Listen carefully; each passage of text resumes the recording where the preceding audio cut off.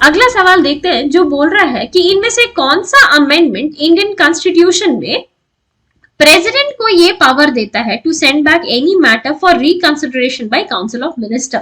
ठीक है, तो इसमें प्रेसिडेंट को पावरफुल बना रहा है कि आप देखिए अपने डिसीजन को रिकंसिडर कीजिए।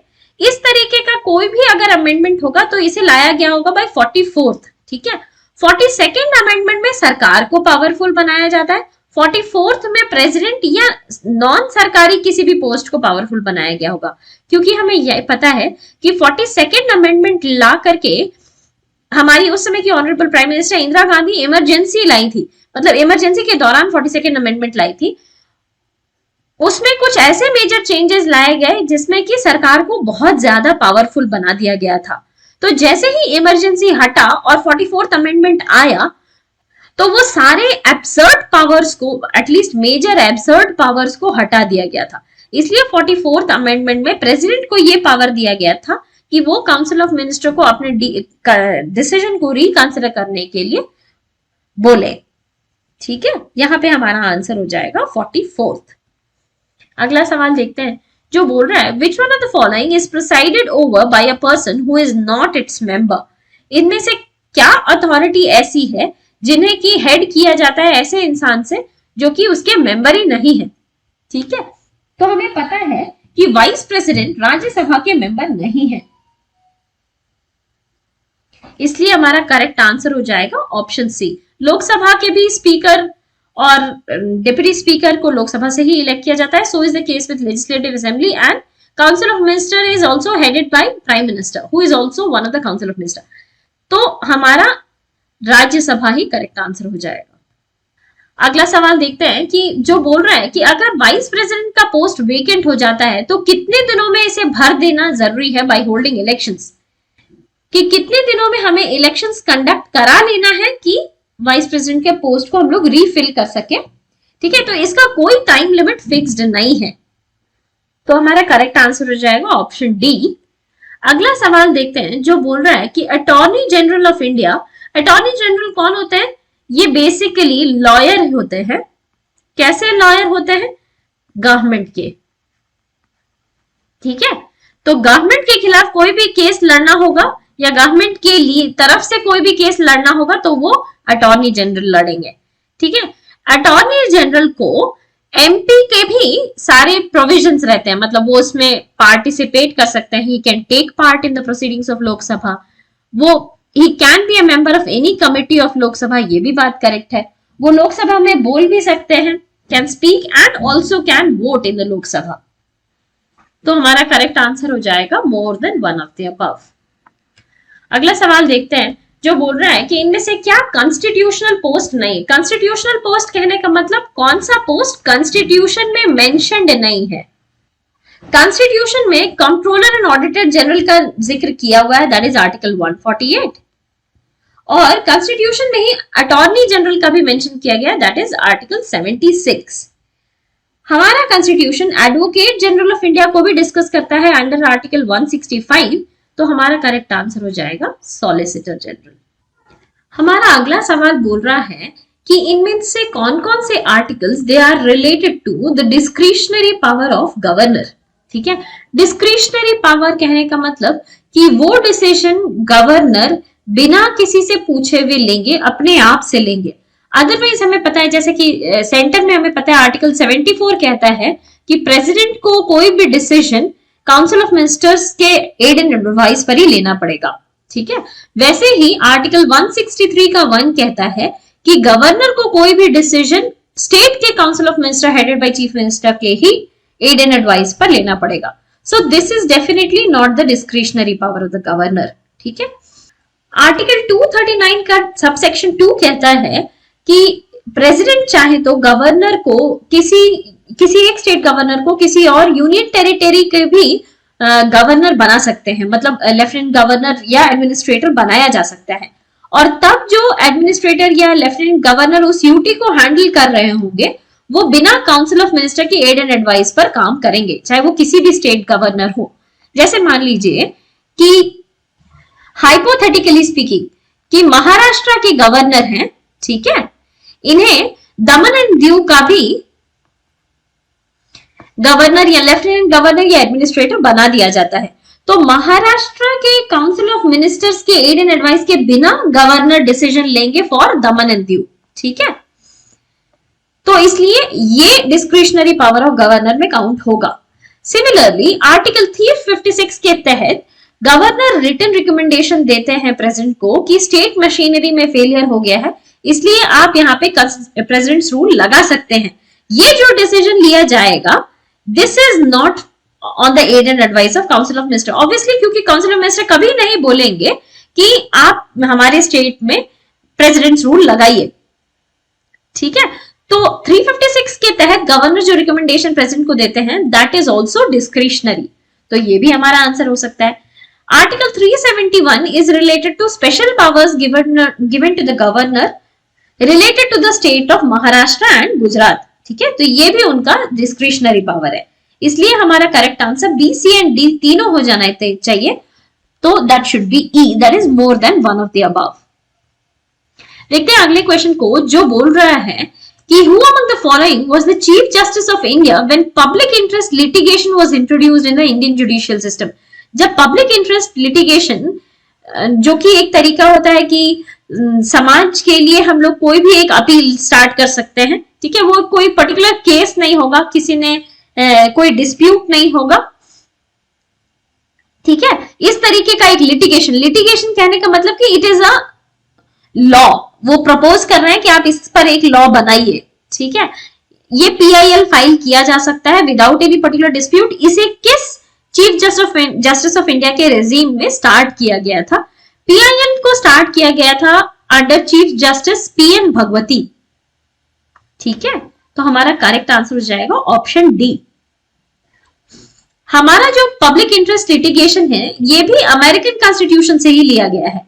अमेरिका में इसे सोशल इंटरेस्ट लिटिगेशन कहते हैं, ठीक है।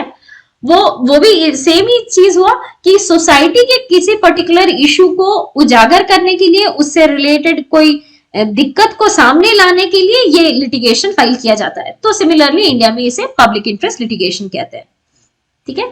अगले क्वेश्चन को देखते हैं, जो बोल रहा है the power to increase the number of जजेस in the supreme court of India is vested in hands of parliament, ठीक है। पार्लियामेंट नंबर ऑफ जजेस को चेंज कर सकती है, प्यूनी जजेस इन्हें कहा जाता है।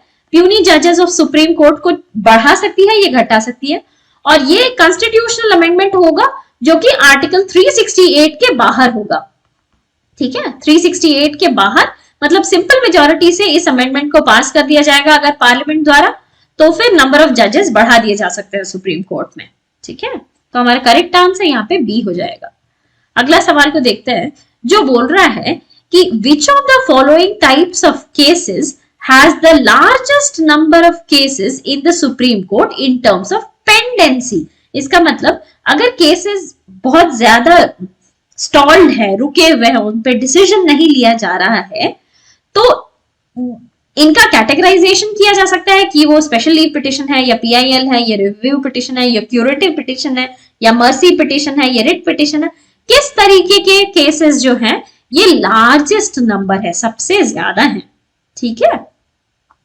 And the answer is special leave petition, ठीक है। यहां पे एक क्विक रिवीजन कर लेते हैं कि ये होता क्या है special leave petition. Special leave petition को समझने से पहले हम लोग जानते हैं इन जनरल हमारे पास क्या प्रोसीजर पता है कि कोई ट्राइब्यूनल का डिसीजन हो या डिस्ट्रिक्ट कोर्ट का डिसीजन हो, इससे हम लोग खुश नहीं है तो यहां से उठ के जाएंगे हाई कोर्ट के पास। हाई कोर्ट के डिसीजन से खुश नहीं है तो हमारे पास अपील का ऑप्शन रहता है सुप्रीम कोर्ट के पास। ऑब्वियसली सुप्रीम कोर्ट का जो भी डिसीजन होता है वो फाइनल डिसीजन होता है, ठीक है। लेकिन स्पेशल लीव पिटिशन ऐसा सुप्रीम कोर्ट के पास डिस्क्रिशन है कि वो किसी भी केस को डायरेक्टली किसी भी ट्राइब्यूनल या डिस्ट्रिक्ट कोर्ट या क्वासी जुडिशियल बॉडी से डायरेक्टली उठा करके देख सकती है, ठीक है। इसे ये पूरा प्रोसेस को क्रॉस नहीं करना पड़ेगा, लेकिन ये सुप्रीम कोर्ट का डिस्क्रिशन है कि वो डिसाइड करेगी कि हम किस केस को स्पेशल लीव पिटिशन का दर्जा देंगे या नहीं देंगे, ठीक है। So this is totally discretionary power.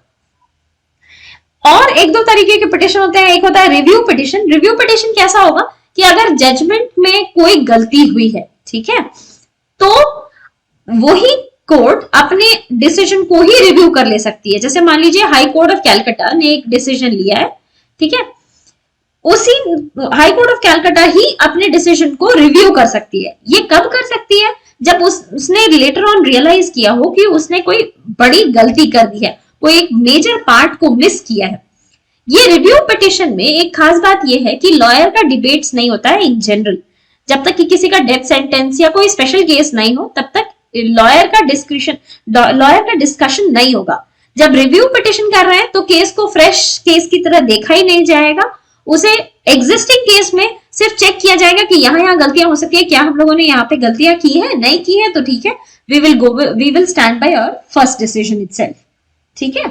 और अगर रिव्यू पिटिशन के डिसीजन से भी इंसान खुश नहीं है तो वो जा सकता है क्यूरेटिव पिटिशन के पास। ठीक है। क्यूरेटिव पिटिशन कहने का मतलब होता है कि आप अपने डिसीजन को रिकंसिडर कीजिए। ठीक है। क्यूरेटिव पिटिशन हो जाएगा मतलब ये बहुत बड़ी बात हो जाएगी, ये सुप्रीम कोर्ट में ही जाएगा और सुप्रीम कोर्ट में भी सीनियर मोस्ट जजेस ही इस केस को देखेंगे। रिव्यू पिटिशन में क्या है कि जिस बेंच ने डिसीजन लिया था वही बेंच दोबारा रिव्यू कर सकती है। लेकिन जब क्यूरेटिव पिटिशन की बात की जाए तो ये टॉप 3 जजेस ऑफ सुप्रीम कोर्ट यही डिसीजन ले सकते हैं। ठीक है। और ये तभी हो पाएगा, मतलब क्यूरेटिव पिटिशन में, किसी भी पिटिशन को क्यूरेटिव पिटिशन में तभी एक्सेप्ट किया जाता है जब नेचुरल जस्टिस का वायलेशन हो। नेचुरल जस्टिस फंडामेंटल राइट से थोड़ी ऊपर बात हो गई, मतलब इसमें राइट टू लाइफ वो भी बहुत बड़ा, मतलब राइट टू लाइफ भी एक बहुत बड़ा एनवायरमेंट हो गया, बहुत बड़ी बात हो गई। वो उसमें से कोई भी नेचुरल जस्टिस के जैसे इंसान होने पर जो बेसिक राइट्स की जरूरत है, ठीक है, उन्हें हम लोग बोलते हैं नेचुरल जस्टिस के राइट्स। अगर इसका वायलेशन होता है तो ही क्यूरेटिव पिटिशन को लिया जाता है। ठीक है। इसमें भी ओरल डिबेट्स नहीं होते हैं। बाकी हमें पता है writ petition is related to article 32 या 226 in case of high court. ठीक है। अब देखते हैं अगले क्वेश्चन को, जो बोल रहा है कि which of the following is related to the blank cheque given by Lok Sabha to the executive. Lok Sabha executive को ऐसा क्या देती है जिसे हम लोग जिक्र करते हैं कि ये ब्लैंक चेक है। ठीक है। वोट ऑन अकाउंट क्या होता था बेसिकली कि हम लोग 31 मार्च को पहले अपना बजट पेश करते थे। ठीक है। तो 31 मार्च को पेश किए और बजट सेशन खत्म होते होते ये अप्रैल खत्म हो जाता था। ठीक है, बाय 30th ऑफ अप्रैल। तो जब तक बजट सेशन खत्म होगा, और बजट सेशन खत्म होगा तभी सभी मिनिस्ट्रीज को पैसे जाएंगे, तो जब तक ये बजट सेशन खत्म नहीं होगा तब तक सरकार कैसे काम करेगी, ये महीना सरकार कैसे काम करेगी। तो इसके लिए हम लोग पहले वोट ऑन अकाउंट दिया करते थे। ठीक है, कि ये पैसे आपको तब के लिए दिए जा रहे हैं जब तक बजट नहीं पास हो जाता है। लेकिन जब से हम लोग अपना बजट को 1 फरवरी में पेश करना शुरू कर दिए हैं, तब से हम लोग वोट ऑन अकाउंट के सिस्टम को ही यूज नहीं करते हैं। ठीक है, सो वोट ऑन अकाउंट बेसिकली अब यूज नहीं होता है, क्योंकि 1 फरवरी को ही अगर बजट पेश कर दिया गया है तो ये फरवरी एंड या मिड मार्च आते आते बजट सेशन खत्म हो चुका रहता है। ठीक है, तो जब हमारा नया फाइनेंशियल ईयर स्टार्ट होगा, दैट इज 1 अप्रैल, हमारे पास ऑलरेडी मिनिस्ट्रीज के पास पैसे रहेंगे। ठीक है, सो वोट ऑन अकाउंट अब डिसकंटिन्यू कर दिया गया। ये जो वोट ऑफ क्रेडिट है, ये वैसे स्कीम्स के लिए पैसे दिया जा रहा है जो कि आप स्कीम चला रहे हो, अच्छा चल रहा है, लेकिन बीच में पैसे खत्म हो गए हैं। It is important and must be continued, इसलिए आपको इमरजेंसी के लिए कुछ पैसे दिए जाते हैं, and that is referred to as blank cheque. इसे ही हम लोग ब्लैंक चेक बोलते हैं by Lok Sabha to the executive. ठीक है, तो हमारा करेक्ट आंसर ऑप्शन बी हो जाएगा। अगला सवाल देखते हैं जो बोल रहा है विच of the following can not be introduced first in Rajya Sabha. ऐसी इनमें से क्या चीज है जिसे कि पहले हम लोग राज्यसभा में इंट्रोड्यूस नहीं कर सकते। तो हम लोग ऐसे ही रिकॉल करने की कोशिश करें कि सबसे पहले हम लोग मनी बिल को राज्यसभा में इंट्रोड्यूस नहीं कर सकते। Money bill must always be introduce first in Lok Sabha. ठीक है, मनी बिल को हमेशा लोकसभा से ही शुरुआत किया जा सकता है। तो चेक कर लेते हैं इसमें से कोई मनी बिल है। कॉन्स्टिट्यूशनल अमेंडमेंट बिल, ये दोनों में से जब पास हो सकता है, ये राज्यसभा से भी स्टार्ट हो सकता है, लोकसभा से भी स्टार्ट हो सकता है। कैग का रिपोर्ट है, ये दोनों ही जगह प्रेसिडेंट रखते हैं, लोकसभा में भी राज्यसभा में भी। लेकिन ये जो एनुअल फाइनेंशियल स्टेटमेंट है, this is also a money bill, और इसे हम लोग लोकसभा में ही फर्स्ट टेबल कर सकते हैं। ठीक है, राज्यसभा में इस पर सिर्फ डिस्कशन हो सकता है, वोटिंग भी नहीं हो सकता है, ठीक है, because it is a money bill, ठीक है। Similarly bill to change the boundaries of state, ये भी राज्यसभा या लोकसभा कहीं से भी इनिशिएट किया जा सकता है। तो हमारा करेक्ट आंसर हो जाएगा ऑप्शन सी। अगला सवाल देखते हैं, जो बोल रहा है कि इनमें से कौन सा आर्टिकल अबॉलिशन या क्रिएशन ऑफ लेजिस्लेटिव काउंसिल से रिलेटेड है, मतलब कौन सा आर्टिकल को यूज करके हम लोग लेजिस्लेटिव काउंसिल को बना सकते हैं या हटा सकते हैं, दैट इज आर्टिकल 169, ठीक है। देखते हैं अगले क्वेश्चन को, जो बोल रहा है विच of the following is the largest parliamentary committee. Actually largest parliamentary committee तो डिपार्टमेंटल स्टैंडिंग कमिटी होती है, ठीक है, जिसमें अभी टोटली 24 कमिटीज हैं और हर एक कमिटी में 31 मेंबर्स है, मतलब टोटली अगर देखा जाए तो दिस इज 24 इंटू 31। लेकिन यहां पूछ रहा है विच of the following is the largest parliamentary committee, तो इन चारों में से कौन सा लार्जेस्ट है ये आपको डिसाइड करना है, and that shall be estimates committee, ठीक है, जिसमें 30 मेंबर होते हैं। अगला सवाल देखते हैं, जो बोल रहा है कि किसकी अप्रूवल जरूरी है, is mandatory to withdraw funds from consolidated fund of India. हमें पता है कि कॉन्स्टिट्यूशन में ये स्टेटमेंट मेंशन्ड है कि no money shall be withdrawn from consolidated fund of India without an appropriation, ठीक है। आपको एक अप्रोप्रिएशन बिल पास करने की जरूरत होती है, आप एक पैसा भी कंसोलिडेटेड फंड से निकालना चाहो तो, ठीक है, और क्योंकि ये एक बिल है तो इसे पार्लियामेंट से पास होना होगा। ऑब्वियसली ये भी एक पार्लियामेंट्री फॉर्म ऑफ गवर्नमेंट का चेक हो जाएगा, राइट, क्योंकि लेजिस्लेचर चेक करेगी, लेजिस्लेचर पूछेगी कि आपने जो पिछले साल पैसे निकाले थे उसका क्या हुआ, उसका हिसाब दीजिए, तभी आपको इस बार पैसे मिलेंगे। तो ऑब्वियसली हर बार जो एग्जीक्यूटिव पैसा निकालेगी कंसोलिडेटेड फंड से, वो लेजिस्लेचर से ही पूछ के निकालेगी, और हमारे लिए लेजिस्लेचर क्या है, पार्लियामेंट ऑफ इंडिया। तो करेक्ट आंसर हो जाएगा ऑप्शन बी। ये बात ध्यान में रखिएगा कि ये चेक्स एंड बैलेंस को मेंटेन करने में मदद करता है, ठीक है। अगला सवाल देखते हैं, a knew all India service can be created by, ये हमें पता है राज्यसभा के रेजोल्यूशन से ही पास हो सकता है, अकॉर्डिंग टू आर्टिकल 312, 312 के तहत सिर्फ राज्यसभा ही चाहे तो नया ऑल इंडिया सर्विस को क्रिएट कर सकती है। तो करेक्ट आंसर ऑप्शन बी हो जाएगा। अगला सवाल देखते हैं, विच of the following articles deals with the power and privileges of houses of parliament and its members and committees, ठीक है। तो कौन सा आर्टिकल ऐसा है जो मेंबर ऑफ पार्लियामेंट के प्रिविलेजेस से या उसके कमिटी के प्रिविलेजेस से डील करती है, दैट इज आर्टिकल 105। तो करेक्ट आंसर डी हो जाएगा। अगला सवाल बोल रहा है, money bill can be introduced in the state only in legislative assembly, जैसे कि पार्लियामेंट में इसे सिर्फ लोकसभा में इंट्रोड्यूस किया जा सकता है, सिमिलरली स्टेट में इसे सिर्फ लेजिस्लेटिव असेंबली में इंट्रोड्यूस किया जा सकता है, ठीक है। So only in the legislative assembly, option C हो जाएगा करेक्ट आंसर। अगला सवाल बोल रहा है कि which of the following subjects is included in residuary powers, इसमें से क्या है जो रेसिड्यूअरी पावर में इंक्लूड होगा। हम लोगों ने एक बात पहले भी देख रखी है कि रेसिड्यूअरी पावर को इंट्रोड्यूस ही क्यों किया गया था, कि कोई नया उभरता हुआ इशू जो निकल करके आएगा, जो कि कॉन्स्टिट्यूएंट असेंबली को उस समय बनाते वक्त नहीं सूझ रहा है, वो सब चीज वो यूनियन के हाथ में दे देते हैं, और इसे हम लोग बोलते हैं रेसिड्यूअरी पावर्स, ठीक है। तो इसमें से कुछ भी जो नया होगा ना, वो ज्यादा चांस होगा रेसिड्यूअरी पावर्स कहलाने का। ऑब्वियसली 1947 में हम लोग आजाद हुए थे, 1950 में भी हमारा कॉन्स्टिट्यूशन बना था, तो साइबर लॉ का कंसेप्ट उस समय नहीं सोचा गया था, तो ज्यादा चांसेस है साइबर लॉ ही रेसिड्यूअरी पावर होना चाहिए, and that is the correct answer, option B हमारा करेक्ट आंसर है। लिकर जो है ये स्टेट का सब्जेक्ट है, ठीक है, and foreign trade and currency ये दोनों ही यूनियन लिस्ट का सब्जेक्ट है, ठीक है। तो हमारा करेक्ट आंसर ऑप्शन बी हो जाएगा। अगला क्वेश्चन देखते हैं, जो बोल रहा है कि 1990 में inter state council was established on the recommendation of हुम, इसमें से सरकारिया कमीशन, इनके रिकमेंडेशंस भी बहुत ज्यादा इंपॉर्टेंट है, ठीक है। ये सेंटर स्टेट रिलेशन से रिलेटेड है, ऑल्दो पंची कमीशन भी सेंटर स्टेट रिलेशन से ही रिलेटेड है, लेकिन सरकारिया कमीशन के बाद आई थी।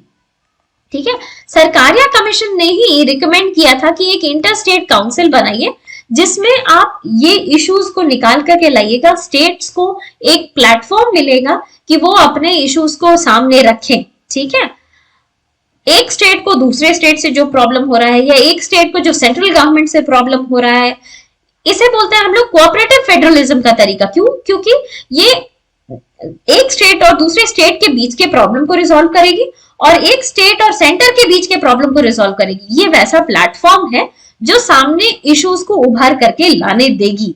ठीक है, तो ये हमारे सेंटर स्टेट रिलेशंस को और मजबूत करेगा, हमारे कोऑपरेटिव फेडरलिज्म की तरफ हम लोग आगे कदम बढ़ा पाएंगे। ये हमारा मेजर है related to inter state council.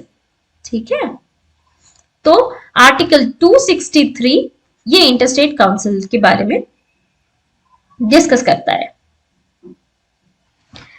देखते हैं अगले सवाल को, जो बोल रहा है कि इनमें से कौन सा पेयर करेक्टली मैच्ड है। ये सारे डिस्कस कर रहे हैं रिलेटेड टू स्पेशल प्रोविजंस अलग अलग स्टेट से। ठीक है, तो आर्टिकल 371 ये महाराष्ट्र एंड गुजरात से रिलेटेड है। ठीक है, ये करेक्टली मैच्ड है। सिमिलरली 371A नागालैंड से डिस्कस के बारे में डिस्कस करता है, ये भी करेक्टली मैच्ड है। ठीक है, डी भी आसाम के बारे में डिस्कस करता है, ये भी करेक्टली मैच्ड है। लेकिन सी जो है ये मणिपुर के बारे में डिस्कस करता है। 371 का जो डी और ई है ये दोनों ही आंध्रा के बारे में डिस्कस करते हैं। ठीक है, और एफ जो है ये सिक्किम के बारे में डिस्कस करता है। 371 का जो जी है ये मिजोरम से रिलेटेड है और जो एच है 371H ये अरुणाचल प्रदेश से रिलेटेड है। ठीक है, और आई जो है दिस इज गोवा। अब देखते हैं अगले क्वेश्चन को, जो बोल रहा है 6th schedule to the constitution of India contains provision for the administration of tribal areas. Which of the following states come under this schedule.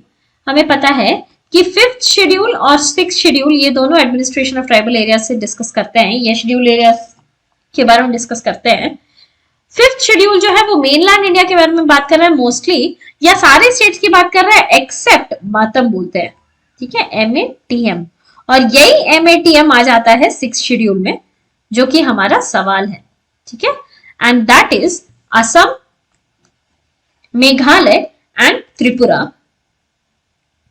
और इसके अलावा इसमें है मिजोरम। ठीक है, तो हमारा करेक्ट आंसर हो जाएगा option E, that is more than one of the above. अगला सवाल देखते हैं, in which of the following grouping of state the panchayati raj system is not applicable under part 9 of the constitution of India. Panchayati raj system as it is applicable नहीं है इन 3 states में, and that is Nagaland, Meghalaya, Mizoram. तो that is option C. ठीक है, अगला सवाल देखते हैं, जो बोल रहा है कि लोकल बॉडीज के लिए इलेक्शंस कौन कंडक्ट कराते हैं, that is state election commission. ठीक है, ये पंचायती राज के लिए भी इलेक्शन कंडक्ट कराती है और म्यूनिसिपैलिटीज के लिए भी। ठीक है, similarly who announces the date of election of panchayat in a state, ये वही हो गया, लोकल बॉडीज के लिए इलेक्शन कौन कंडक्ट कराता है, that is state election commission. तो हमारा करेक्ट आंसर ऑप्शन बी हो जाएगा। अगला सवाल देख रहे हैं, bye whom the chairman and members of NHRC are appointed। NHRC के चेयरमैन को अपॉइंट किया जाता है by president on the advice of committee prescribed for the purpose. ठीक है, और इनके कमिटी में कौन कौन मेंबर्स होते हैं, एक होते हैं प्राइम मिनिस्टर, एक होते हैं होम मिनिस्टर। ठीक है, इनके अलावा होते हैं leader of opposition in Lok Sabha and Rajya Sabha, और होते हैं लोकसभा के स्पीकर एंड राज्यसभा के वाइस चेयरमैन। ठीक है, ये 6 लोग मिलकर के प्रेसिडेंट को रिकमेंड करते हैं, जिसकी वजह से NHRC के चेयरमैन एंड मेंबर्स अपॉइंट किए जाते हैं। प्रेजेंटली NHRC के चेयरमैन है विनोद कुमार सिन्हा।